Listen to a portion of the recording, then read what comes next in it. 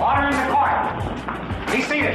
It's time for Talk Law Radio with Todd Marquardt. Todd Marquardt, attorney at law in Texas. If you're a millionaire or a thousandaire, Talk Law Radio is now on the air. Call in with your business law question, your elder law question, veteran aid, Medicaid, build a business to get paid. 210-308-8867. Or ask a question online at marquardtlawfirm.com. That's MARQUARDT lawfirm.com. And now it's Talk Law Radio with Todd Marquardt. Welcome to Talk Law Radio. I'm Todd Marquardt. Now it's time to discover your legal issue blind spots by listening to me talk about the law on the radio. As more Americans want to age in place, there's challenges in home care today. We're diving into current issues such as workforce shortages, funding gaps, legal rights, safety concerns, Medicare and Medicaid, and protecting our loved ones. Special guest Regina Yockey, administrator at Avenues Home Care, is going to be with us.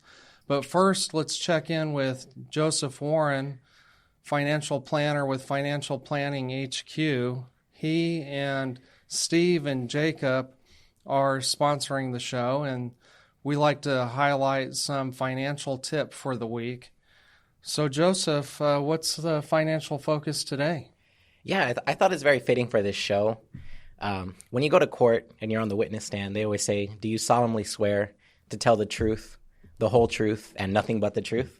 You've probably seen it in movies. I recently got a jury summons. I may be seeing it soon if they select me. Hopefully. But what I found is that a lot of high net worth clients, they really appreciate the unvarnished truth. And they don't want us to be yes men. A lot of financially successful people are surrounded by yes people. Mm-hmm. They'll just say, yeah, that's right. Because it's less friction. It's the easy thing to do. But we found that really our value shines when we're helping our client avoid those big mistakes. Or we're helping them to see things from a different perspective so they can get to their goals faster. Right? Yeah. Tell us about a time when you had to tell somebody the unvarnished truth. Yes. Time is flying, but back in 2022, you may remember there was an inflation spike. Inflation went to 9.1%. And there was also a little market dip that went along with that. I had a client who, financially successful, but was holding on to excess cash and was wary of putting it in the market. So our official recommendation to them was the market's low, it's dipping, inflation's high, so cash is losing value. So go ahead and put this amount of excess cash into the market. But naturally, there was some fear around that. Mm-hmm. There was a lot of negative headlines, and they didn't want to take that advice. So I remember talking to the team, talking to Steve and Jacob, and I was kind of making it about myself, and they called me on that, right? Kind of like the Christian idea of rebuke. They kind of rebuked me on that. Mm-hmm. And I was like, why aren't they taking my advice? Me. But they told me it's not about you at all. They're paying you to help them to make good decisions, even when they don't want to do it. So it's up to you to get them to do it. And that changed my mindset. And I went into a meeting with them, and I basically showed them, if you don't take this move, it hurts your chances of being able to retire early. You may have to work an extra year, an extra 2 years. And I showed them the exact chance. We do the Monte Carlo simulation. Yeah. And they listened. I answered all their questions that they had. I made sure they fully understood. And they agreed to start putting some money towards the market when it was at discount prices. And now they're 1 year into their retirement, early retirement, with 100% chance of success. That's awesome. Yeah. One thing I've learned from talking with you and Steve and Jacob is that having a financial CEO and a financial strategy goes a lot further than just investment management. It's really a plan for good times and bad. Yes, I always think of the investments as just one part of the puzzle. And actually, I see it as kind of like the easiest thing. You can beat, I didn't really check the numbers, but probably 93% of active investment managers just by buying low-cost index funds. Warren Buffett's a big believer in that. Mm-hmm. The Bogleheads are certain people who talk about that. But really, you could just buy these Vanguard funds and just keep up with the market. So the investment part of it is pretty easy, right? What's important is really learning about everything that's important to the client. What is their why behind wanting to achieve their goals? What are their specific goals? What are those exact dates? And where are they now financially, and what exactly do they need to do? What are those next 2 to 3 steps they need to take to make sure that they're going to achieve their goals? Because it's one thing to know, right? We have AI, we have the internet, we have the world at our fingertips. We're drowning in knowledge, right? But at the same time, those who are successful are the people who actually act on it. They act on the best knowledge. So we make sure that our clients are those people who are acting on the best knowledge available, so they will achieve their goals no matter what happens in the Middle East, what happens with oil prices, whatever happens in their industry. We make sure that our clients will achieve their goals. Can you give us an example of how you helped someone like that? Yeah, so something, if you're just focusing on the investments in a vacuum, you may not think about because you're not getting paid for it, would be cash reserves. And it's so simple, right? Dave Ramsey, who, he's helped my mom, he's helped a lot of people that I know get out of debt. Mm-hmm. But one of the simple principles that he talks about is having an emergency fund. So I had this client who worked in the oil fields, right? We're in Texas, there's a lot of people who work in the oil fields. And that's a notoriously unstable industry when it comes to job security. As soon as they don't need you, they'll let go of your contract, right? Mm-hmm. So we planned for that. We made sure he had the exact amount of cash reserves that he needed. We substantiated. So we say, you need this amount of months of non-discretionary or non-luxury expenses, this amount of debt payments, all your insurance premiums, the disability, like everything. We made sure we told him to the dollar, this is the amount you need to have. And then we made sure it got done and said exactly how to fund it.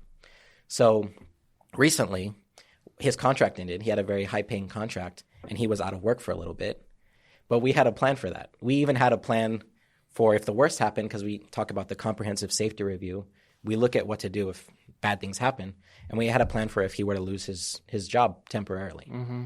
And he was fine, and he stayed on track for his goals during that time when he was out of a job, because we had a plan in place, and there was very little panic. It was just like, okay, let's do what we plan to do. So it takes the emotions out of it, and it makes it so that even when life happens, these things happen, you're going to be okay. You're going to hit your goals. That's what we're here for. So good times, but really the plan shines when things go wrong. And what role does accountability play? I think about going to the gym. So when I work with a fitness coach, and I've noticed that I work out a lot harder, and I do those extra sets, and I push myself a lot further when my coach is right there. Mm-hmm. But if I go to the gym by myself, which I did yesterday, without a coach there, it's very easy to be like, I did 3 sets, I made it here, I've done what I need to do. Mm-hmm. But when he's there, he'll be like, we're doing another set. No, keep pushing. I need you to do like 3. It's a different level. So the accountability piece really is huge. It's hard for most people to hold themselves accountable to the same level they would if there was someone there holding them accountable. Better performance. Yeah, better performance. Think about all the greatest performers in the world. Michael Jordan, Kobe Bryant. I'm thinking about basketball, but we have the World Cup, the best soccer players. They all have coaches. So it's like this idea of you have someone there holding you accountable, making sure you're staying on track for what you need to do. Because like I said before, it's not just about the information. We all have access to a lot of information, but it's making sure that everything happens when it needs to happen or ahead of schedule. As a rule, you limit the number of clients you take. Yeah. Why is that? I actually want to put the audience on the stand. I want to ask them some questions. Okay. So the first question, we act like we're in court. So order in the court. How many clients does your financial advisor have? Do you know that? Right. And where do you rank among the clients? Because I remember it's industry practice to rank your clients A, B, C, and D. Are you an A client? Mm-hmm. If you are an A client, are you aware that you're subsidizing the C and D clients? That they're paying less fees and probably taking up more of the team's or the advisor's attention? And do you think that's ethical? I'm not going to say the answer. I know what the answer is, but do you believe that's ethical for, most of the clients to pay less money but get more of the attention, and you're subsidizing them? Good question. Post a comment if you want to engage with Joseph. What should our listeners do if they want to contact you directly? Yep. Just on that, we charge one flat fee for all our clients. It's the same fee for everybody. And if you want to contact us, if you're someone who's aware that it's not just about having the knowledge and information, it's about making sure that your team is acting in coordination to make sure that you get there, call me at 210-444-2128. That's 210-444-2128. We'll have a 20-minute conversation all about you. whether we decide to work together or not, we'll make sure that's valuable for you and that you come away with 1 to 3 action items that you can take to improve your plan. And that's whether we work together or not. And if we're a fit, we'll take it to the next step and complete your financial roadmap. And Steve says that it'll be a great experience. It truly will. I know we are the ones running it, but we enjoy doing it. We love what we do. And it's all about you. So it's not going to be about us saying, we've been in business since this year. We have these credentials. It's really, what do you want to achieve? Why do you want to achieve it? We want to learn about you. And if it's a good fit, we'll take it to the next level and complete your financial roadmap. Also complimentary and also will be extremely valuable for you. Okay, Joseph, we got to take a break. We'll be right back.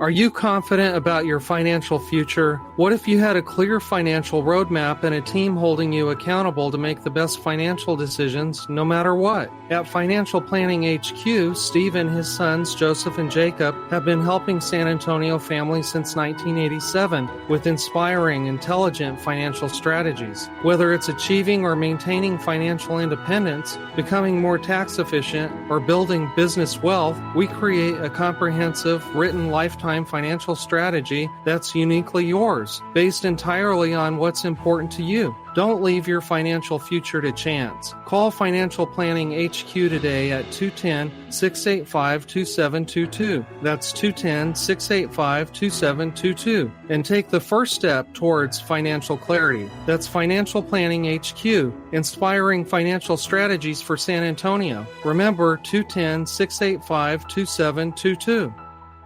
I'm Todd Marquardt. A lot of people think trusts are only for the wealthy, but that's simply not true. If you want to avoid probate, maintain your privacy, protect your assets, or make things easier for your family, a trust might be exactly what you need. I'll help you understand your options and decide what's best for your unique situation. Let's talk. Call 210-530-4278 or visit marquardtlawfirm.com today. Do it before you die. Welcome back to Talk Law Radio. I'm Todd Marquardt. On the radio, on Facebook, on YouTube, on podcasts everywhere, and on talklawradio.com. Today I have Regina Yockey with me. She's the administrator. Is that your role? Administrator, I am. Okay, for Avenues Home Care. So we're going to be talking about older people and home care and the issues involved in the industry and the issues that older people face. But before we get into all that, Regina, I wanted to ask you about your background. Where are you from? Well, I want to say thank you for having me on. So I'm actually a transplant, originally from the Dallas-Fort Worth area. Grew up in Fort Worth for many, many years. And we moved here now about 18, 19 years ago. And when my husband says, well, let's go back to Fort Worth, I always say, no, this is my home. So we currently are in the New Braunfels area, and I work here in San Antonio as well. Okay. And how did you get interested in home care or working with older people? So it kind of just developed slowly. When we got here, I had a young child that just couldn't go into daycare. She had food allergies, so I chose to open up a home daycare. Did that for several years. She finally got to the age to go into kindergarten, and I decided it was time to go outside the home. Threw my application out there and ended up working for a memory care community as a marketing liaison. And from that point on, I'm 10 years later, I'm now the administrator of a home care company because I found my passion for seniors because that is one of the areas that I think is neglected in this United States is our seniors. Did you have experiences personally with home care then, or did that come later? Most of that's come later. There was one little moment that kind of now that I look back on, I wish I would have known what I know now. Years and years ago, my mom had knee surgery, and right at the hospital, that social worker, they come in, they talk to you. Well, where do you want her to go to do rehab? Rehab, well, what does that even mean? What is that? Who does that? What is it for? I didn't know to ask any of those questions. And so I just said, oh, well, you just tell me whatever you suggest. Mm-hmm. And so now, looking back, if I would have known to go research it, go visit those places, ask around, my decision probably would have been completely different. Most people, when they hear rehab, they think about the Betty Ford Yes. alcohol rehab. Yes. But what you're talking about is rehab to help get those muscles strong after surgery again. Yeah, so a lot of people don't realize 2 days, 3 days in bed for our seniors really creates atrophy in those muscles. And so they want them to go to a nursing home rehab, and in that rehab, it is called short-term rehab. And they'll have them there from anywhere from 14 days up to 100 days.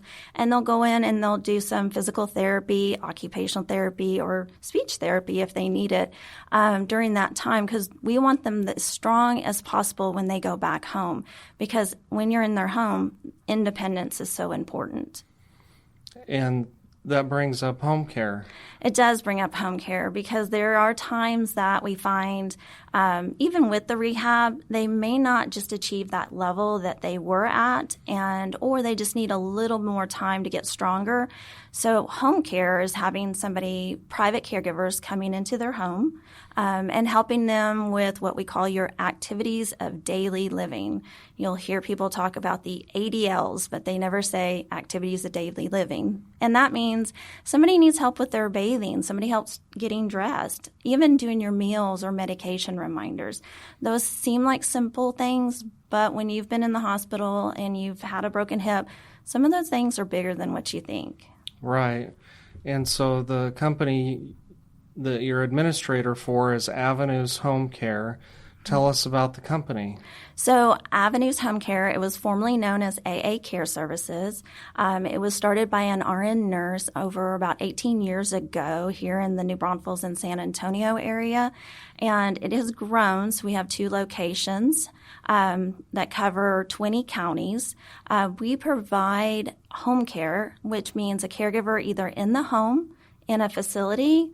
I even jokingly say we've had caregivers go on cruises with clients because we need help everywhere. And so it's not just in your home. I have veterans that we also service, and, they need to make it to their doctor's appointments and to other outings. And, they use us both for their VA needs and also for their caregiving needs. Yeah. And so this caregiver industry, home care, is very competitive. I see a lot of new home care companies popping up all the time. What would you say makes Avenues Home Care set apart from everyone else? So everybody kind of does the same, right? Everybody can send a caregiver in for bathing, dressing, and meals. For us, we have other areas that we can help somebody. We actually have a licensed home health service line where we can go in and do medication management. We can go in, fill up their medication box, monitor it, manage it, work with the doctors. We also provide care management where we have a lot of clients, their families live outside of the area. Just in general, myself, I just had to go and take my dad to a doctor yesterday, and he lives 2.5 hours from me. So it's not always having family close, so we fill in those gaps. Going to a doctor's appointment, calling the family with a report, that is golden because I've gone to the doctor with my parent and my mom, and the doctor's asking her all these questions, and she's looking at me like, how do I answer that? And if I wasn't there, she wouldn't have known how to say what she needs to say. So for us, we can send nurses in to those appointments where a lot of other companies do not have that level of care. My mom asked me to go with her to the cardiologist one time, and I didn't really know why. That it was my first time going to the doctor with her. And what I learned is that she needed a translator. She speaks English, but she can't hear very well. And that's common. And so from the interaction at the front desk all the way to the cardiologist, I was hearing what they were telling her or asking from her, and she was just better able to hear my voice with my tone, and she's just used to me. Yeah. And so that was actually really important because she would have missed a lot of important information, and the doctor would have missed a lot of important information. Yeah. And, literally that just happened yesterday at my dad's doctor's appointment. Super great doctor, but she sat down and she just started talking to him, and she was going a mile a minute, and she's an amazing doctor, but he needs for somebody to talk slowly to him, to look at him in his eyes so he can kind of focus on what she was saying. And so I did find that he was looking at me, well, what is she saying? What is she what was that? And I'd have to I repeated everything she said. It wasn't because of anything different. It was just because I had to say it slowly, look at him, make sure he was understanding what was said. And so should somebody wait until they break a hip or develop some acute illness that lands them in the hospital, or is there something that they can do to get started to plan in advance? That actually is an excellent. So I will say, when I was coming on with you, I was thinking about different things that's so important in planning. A prime example, at one point I worked at a facility, and I had a gentleman, he was doing a tour, and he was like, I don't know if I need this right now. And a lot of people say that, I don't know if I need this right now. And it is that pre-planning. So we talked about it, and I looked at him and I said, you live alone. What's going to happen if you fall? Oh, it'll be fine. I always have my phone. No problem. He was so not concerned. Well, he ended up on my doorstep 6 months later, and in our conversation, I was like, okay, what changed that made you feel like now you need assisted living? And he said, well, I fell, and I was on the floor for 3 days. Oh, no. Yes. And that's not the first time I've heard that. And the other thing is dementia and Alzheimer's. It has become a very prevalent disease in our nation now. And having that proactiveness to know what to do now and be ready for it as it progresses is a big difference, because crisis mode, when you're trying to decide, is it home care? Is it a community? Is it a facility? Is it a nursing home? Not having to make that decision in crisis mode allows you to really explore more options. And so pre-planning or just having the conversation. I think something I had mentioned earlier was the guilt factor. It's amazing how many times a spouse will look at somebody and their spouse and say, don't send me to a home. Don't ever put me in a nursing home. Well, you don't know how their disease is going to progress. So they may have behaviors. It may be more care than you ever expected. And so you want both people to be healthy, but if you're telling me not to put me in a home and I can't maintain your care, now I feel guilty. And that's not fair either. So having these conversations early is so important. Yeah, that was my mama. She never wanted to go into the nursing home. And it's because in the 1990s, she watched a lot of Dateline, 2020, and 60 Minutes. The worst case scenarios. You remember what was on those shows, the nursing home neglect and abuse? Oh, yes. And so my mom did take care of her at home.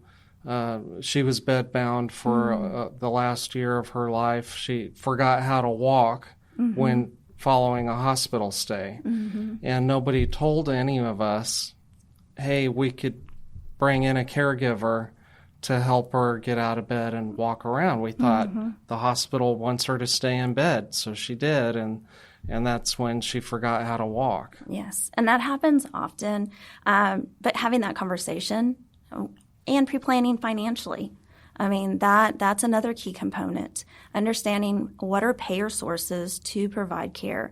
Home care, for us with Avenues, is where we can either have private pay, long-term care insurance. Long-term care insurance conversations at my age, have it now. Be ready, because do you want your children to care for you at home, or do you want them to find you a home? It all comes down to that. Or do you want to pick where you want to go? I always say there's some locations that are like living on a cruise ship, but on land. I mean, they are so nice. But having home care, comes at a cost. You need to know to plan for it. If that's what you want, you have to be ready. And so do you have certain packages, or is there a minimum number of hours? So for us, we try to be very flexible with our clients. We do have a minimum of 4-hour shift, but that could be one day a week, once a month, once every 3 months, if that's what you really need. But we try to stay flexible so that they get what they want and need, and it covers their requirements for their service needs at this point, and then they can grow into needing more hours if needed. We just don't want to have to overstaff when they really don't need a full 24 hours, but we can go as little as 4 hours up to 24 hours, 1 day a week, 7 days a week. It's very tailored care. Well, we got to take a break, but when we come back, we'll be talking about the sinners and the saints and home care too.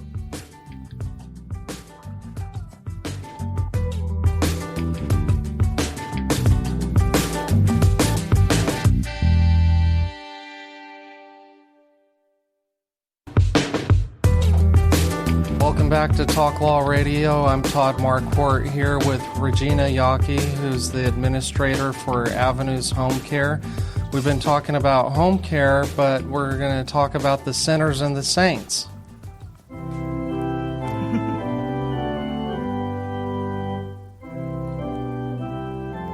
Do you know that song? I do. Oh, really? I couldn't play it. Right. It's a good song. Do you like traditional church music? I've had a mix of it. I've gone to some churches that are very pop music, and what I think they call them the mega churches, where it's almost like a concert in itself. And then I was raised in the Lutheran Missouri Synod, and so it's very traditional. Okay. Very traditional. That's the church I go to, so that's why I picked that song. There you go. Because Martin Luther said we're all sinners and saints. We're born sinners because of what Adam and Eve did in the Garden of Eden, but we're saints because we've been forgiven and absolved. So I like to bring in somebody that's done something bad that I read about in the news. That's the sinner. And then I like to talk about somebody that's doing something good. And this week I read about a guy named Dusty Ray Spencer. He was convicted in 1992 of murdering his wife. He's been on death row for all this time, and on June 25th, he's scheduled for the death penalty in Florida. What's unique about him is he's 74 years old, and so that would make him the oldest person in Florida state history to be executed. And so my question for you is, do you think that the government should have mercy on him just because of his age? Personally, I would say no.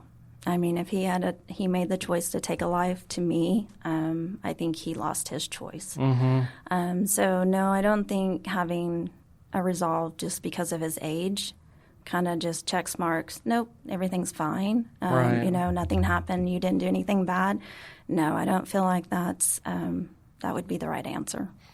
Well, in the Bible, the 10 Commandments, one of them is, thou shalt not murder. And he broke that commandment. And in Deuteronomy 19:21, God's law said, your eye shall not pity. It shall be life for life, eye for eye, tooth for tooth, hand for hand, and foot for foot. And so that's about proportional justice, what you were just saying. He took a life, so the government can take his. And in Romans 13, verses 3 and 4, just in case some people think, well, maybe the New Testament changed that. Well, Paul wrote, for rulers are not a terror to good conduct, but to bad. Would you have no fear of the one who is in authority? Then do what is good, and you will receive his approval. For he is God's servant for your good. But if you do wrong, be afraid, for he does not bear the sword in vain, for he is the servant of God, an avenger who carries out God's wrath on the wrongdoer. So I think that your perspective is biblical. Okay, let's go back. Oh, no, I want to talk about the saints. So is there anyone you know or work with that really cares about older people and provides great care with love? And the reason I ask this is because my granddad lived to be 94 years old, I think. And he passed away during COVID because he gave up. Nobody could visit him. And they would go to the window. I'm turned away from the mic there for a second because I was looking out the window. He's got us on the 12th floor, so he's definitely looking out the window. Yeah. So my dad and my uncle, they could visit him and they could look at him through the window and talk to him on the phone, but my granddad couldn't hear. And so he said, forget it. I'm just going to not eat. I'm ready to go home with the Lord. There was a lot of depression during that time because of the access for family. And so I would talk to the nursing home staff prior to that when I would visit him, and I would say, take care of my granddad. I really wanted them to follow through with that. Right. And so that's why I want to give you the opportunity to talk about some people that you know that would really fulfill that promise. Well, and just on a side note, we did find that we had a lot of people that were in facilities like that, and they did come back home and chose home care because then that gave them that family access, that one-on-one care that they were needing and they weren't being able to have during that time. So thankfully we're way past that, don't have that anymore, but, that shows you care and compassion. It really makes a difference for our seniors when they need it. But for saints, oh my goodness, the list could go on for miles. I think just recently it was brought up to me. We had somebody come in and visit, and they had to do what we call a home visit. And during that home visit, they met one of our caregivers. And I have a client, he's currently kind of closer to end of life. And so those needs are pretty intense, and he's not really wanting to eat. He's kind of in that verge of, do I eat? Do I continue? Where's my quality of life? And all of a sudden, the caregiver started singing. And as soon as she started singing, he wanted to eat. And that's what they have to do every time he needs to eat so that, he stays strong, is that my caregiver took that time. But to know that that's what would make a difference, each caregiver gets to know their clients so well, so personally, to find out those little things. I had another caregiver that I had a client, she was homeless actually, and her family brought her in, but it's not in, unfortunately, the best circumstances. And so she was living in the garage. I don't know how that all worked out, but it was where we had to care for her, just because that's where she was at. It didn't mean, we could have not do it. We were caring for her. And my caregiver was very concerned, actually went and bought clothes for her and brought donations into her to make sure she was happy and she was well taken care of. I have another caregiver that she only works on Sundays because she has one client that wants to go to church. Every Sunday she shows up and she takes him to church, and that's his passion, his love. Each caregiver seems to find what is the need that the client has that really fulfills their love in their life and makes them content. And I think that's what's important in the home care situation, is that it's one-on-one.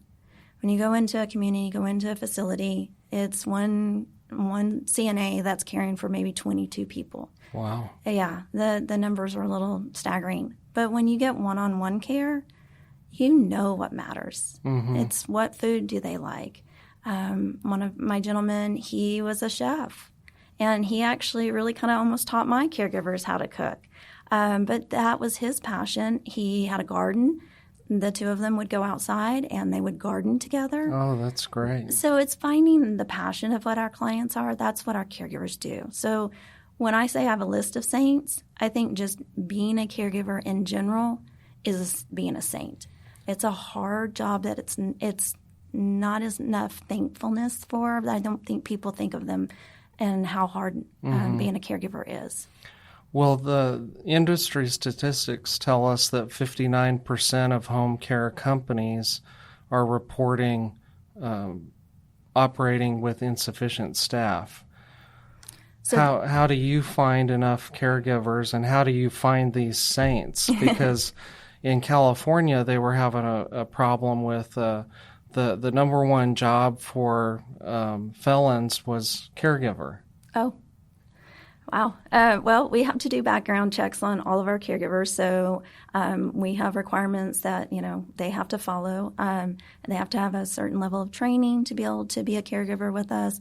And, there are plenty of caregivers out there. Finding the right caregivers, finding the compassionate caregivers, the fully trained caregivers. That's what we strive to do. Avenues is really our mission, is to make sure that our caregivers in the home are the right fit. I even tell our clients, I've got more caregivers. So if you don't like this one, that's okay. You want to feel comfortable. You almost want to feel like they're a part of your family to that extent. So the shortage for us and we're lucky in one factor is that we bring on clients. So if we don't have enough caregivers, which we have about 200 to 300 caregivers on average, we can start most cases within about 4 hours if we're in a crisis situation. If we have time to handpick everybody, then, after a few days, we can get a client started then too. So we're very flexible because we do have plenty of caregivers to choose from. And we can choose between the kind that are what we call companionship. Love to go. I had a companionship situation where she went to a tennis tournament. The son flew in from New York. He had a tennis tournament. Dad was in his 90s. But he didn't want it to look like Dad had a caregiver. It was like more of a companion. But she went. She took care of him while his son was playing tennis, and he was able to be involved and engaged on it. So the caregiver was about his age? No, she was younger. Oh, okay. But it would almost feel like maybe like the daughter was there with him. Okay. But it was just that it allowed him to go. It allowed him to not be stuck at home and not being able to be involved in his son's life. That's awesome. Yeah. Well, we got to take another break. When we come back, we'll be talking about legacy. This is Regina Yockey, Administrator for Avenues Home Care. If somebody's interested in having a caregiver or has questions that you might be able to answer, how should they contact you? So the best way to contact me, you can always contact me directly. My direct number is 830-832-0089. That's Avenues Home Care. You can always stop by one of our offices here in San Antonio, and you can reach out there as well to 210-236-5582. Okay, we'll be right back. Stay tuned.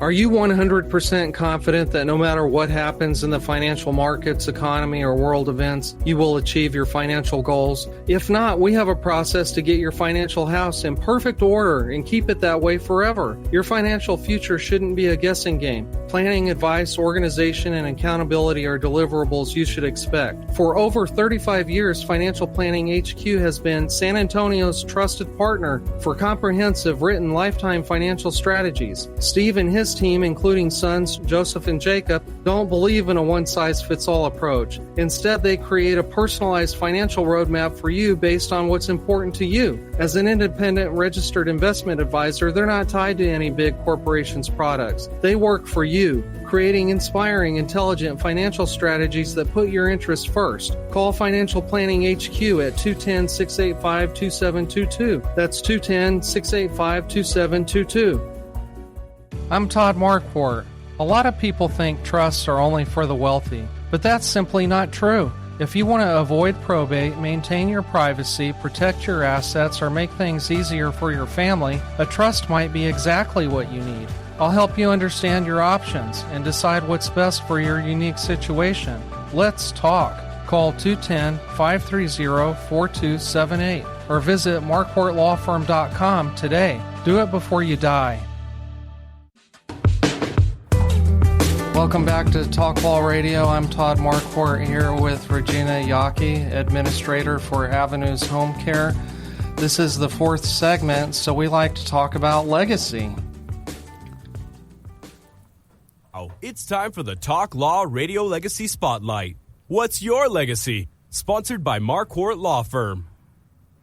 Okay, so you know that I'm an attorney. We focus on business and estate law, including last wills, living trusts, and tax-protected inheritance plans. It's all about legacy. Yes. So we like to ask our guest about legacy, and that could be something you inherited or something you want to pass down, or values that you've learned from those who have gone before you, or values that you want to leave to those that you love? That question right there is beyond excellent. I'm going to actually have two answers for it, though. One of them, when you say planning, please plan. I am not kidding. When I say it is so important to have those documents in place, people don't understand that when somebody can't make a decision, who's going to make a decision for them? And having the wills in place, having everything set up, trust, all of it, how is it going to get paid? It makes such a difference when it comes time to have us in place, because then we know who we need to talk to, who we need to deal with, and we know what their wishes are. So please make that decision. Do it sooner than later. My parents didn't do theirs and didn't do it for a long time, and I have a special needs brother. And I finally had to put my foot down. We have to get this done because there was no decisions made in place on what was going to happen to him, how it was going to play out. So I'm going to put just that little highlight because I deal with it all the time. Women are not protected. I'd really like to say women are not protected. The men kind of take care of a lot of these documents, and they're not really telling their wives, how things are going to be done if they were to pass away. And it's just important. So that side Thank note. you. So, but family heirloom. I really thought about that one. So for me, I'm going to go on a more personal level on this one. I've been married for 29 years, married my high school sweetheart. And I think really for me, my heirloom, or what I want to pass on, is more of a personal advice. I have two beautiful girls. I have now an amazing son-in-law that's in the Army. And for them in their lives moving forward, what it is to be married. I don't think people value what it is to be married as much anymore. And so my advice, if I could give that to anybody and to have them keep it, is lift up your spouse. So many people get into groups and they're like, oh, well, my wife did this, and they just go on. And it's just kind of it's just sad to hear how they will just break people down. When you're with somebody, lift up your spouse, because maybe your little moment of stress with them is just a moment. But if you tell your friends that they're the worst person in the world and things are awful, then there's a perception that's given. But if you always are encouraging and lifting up your spouse, I think you find you work better together, you communicate better, you have a more compassionate and loving relationship. That I think that's what I want my children to take from me as their heirloom, is more of a personal advice. That's awesome. So, thank you for sharing that. Yeah. What's the second thing? Well, the second thing was the paperwork, those documents. That's really important. But I mean, I think those two are really my two key points for heirloom of what you need to do, prepare in life, and then also love and support. Well, I want to say something about your wishes. You said make sure people know what your wishes are. So I invented the take care of clause. There are some attorneys, when they're preparing legal paperwork, it's only about passing down assets after I die. And I've seen some trusts that don't even address disability or incapacity. I have a whole article for that section. And so if somebody says, I never want to go into a nursing home like my mama, we put that into the take care of clause. If they want to stay home no matter what, even if it's expensive, even if nobody gets an inheritance, then that's what we want to help them achieve. Yeah.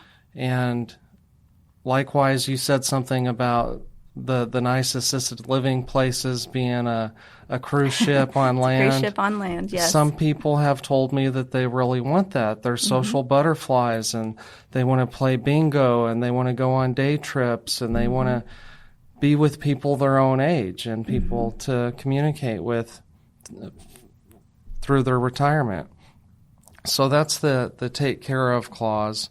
And another reason that I invented it is because adult children would come into my office and they would say, I'm the power of attorney. What do I do? Yeah.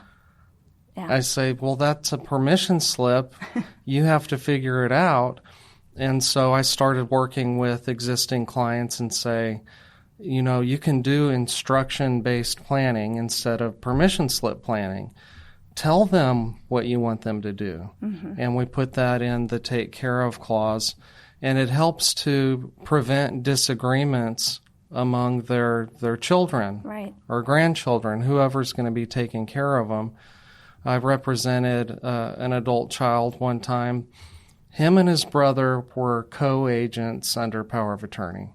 They were supposed to make decisions together, but instead they were making decisions independently. And so one brother would take their dad to assisted living. The other brother would take him out of assisted living and bring him home and pay for home care. Right. Well, there's a setup cost every time you do that. And so it was expensive. And then they accused each other of stealing Dad's money, which I figured out they weren't. They just didn't communicate. Right. And that happens so frequently.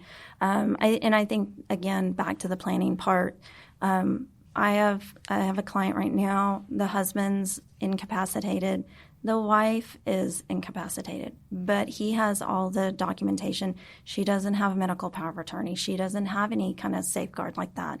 And if something happens to him, now there's really nothing that's going to cover her. And where does she go? What does she do? Who makes decisions for her? Because she's not going to be able to do that herself. So then you get into the guardianship and that ad litem, and so it complicates it. So but having these discussions early in life, even to the point of, can Dad drive anymore? Who's going to tell him the keys are going to be taken? We as care managers with our organization at Avenues, we can have some of these hard conversations. I was just going to ask you about that. Yeah, so we have care managers that can go in and sit down with families and talk to them like, what does Dad want to do? Did you know that? Did you know that he didn't want to go to hospital? He didn't want to go to an assisted living. He only wants to stay at home. He's okay with using his finances for this, or no, this is not what his wishes are. Being a medical power of attorney, can be a big decision. I just recently lost a family member, and they had to make the hard choice. They had to pull the medical power of attorney, had to make the decision, and she passed away. But if that decision wasn't already out there and that knowledge wouldn't have been out there, she could have been on life support for a long period of time. And then the family's finances would have been, completely taken away and utilized for all her care, which is fine. But knowing what her wishes were, they knew what the best next step was. As our parents age, having those conversations, my mom's not able to answer these questions anymore. She has dementia. And knowing that when she had her stroke, she didn't want to live like that. If it would have progressed more, we would have had to make that hard decision. But knowing what her wishes were helped that.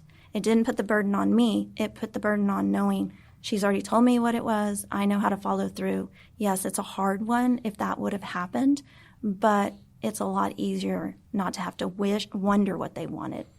So let's say there's an older person that's living alone, independently, and they have friends and neighbors and distant relatives. How do you know when it's the right time to bring in the home caregiver? So just having those conversations, coming in. If I've had a neighbor come in the other day, her neighbor was having all these issues, and so we went over and did an assessment. I've gone into families and said, you know what, this is a little early. I would love to come and help you, but it's a little early. And you know what? They call me back a year later. We're ready. What are some of the questions on the assessment? So one of them is, do you need help in home? Do you need help with bathing? Well, do you need hands-on help, or do you just need maybe a standby?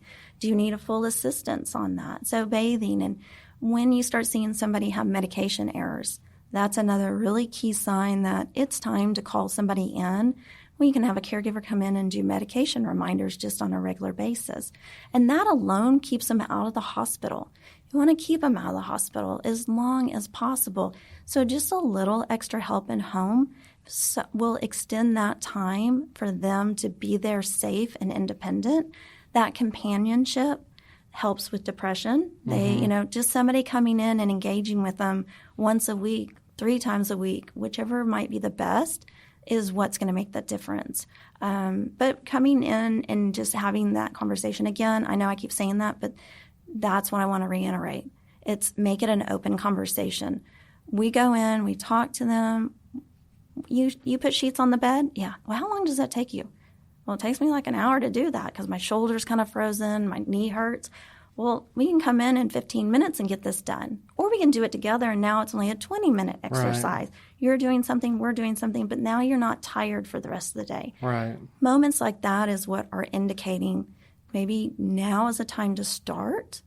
When somebody has dementia, there's a lot of pushback having somebody come into the home. I don't know them. Why are they in my house? Why are you telling me what to do? The secret is slowly bring it in. Let's start with 1 day a week. Now we need 3 days a week. Okay, now we've, progressed. Now we need the full week filled with caregiving services. But that's why we're the experts in it, is that we can help guide them to understand, you need 4 hours in the morning, 4 hours in the evening? No? Okay, we need a full 24 hours. We're the ones we see what happens. And what number should they call? Our number for our San Antonio office is 210-236-5582. And you can always ask for me. I'm always available. Regina Yockey, Administrator of Avenues Home Care, thank you for joining me. Thank you. It was a lot of fun. Yes. We'll talk to you later. All right, bye.